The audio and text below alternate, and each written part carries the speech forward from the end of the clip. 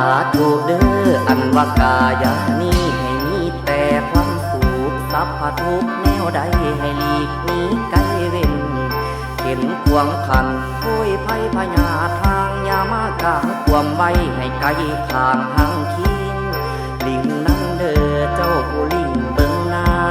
ำคงใหญ่ท่าลาให้กายาสุ่มเย็นขอเข็นให้จอยพาสัตว์ลอยในน้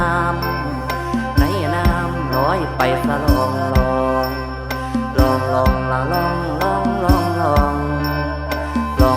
ละ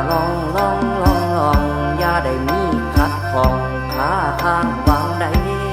แสงเทียนไตใส่ส่องนำทางว่างผาศาสตร์ลงลอยลงไหลใน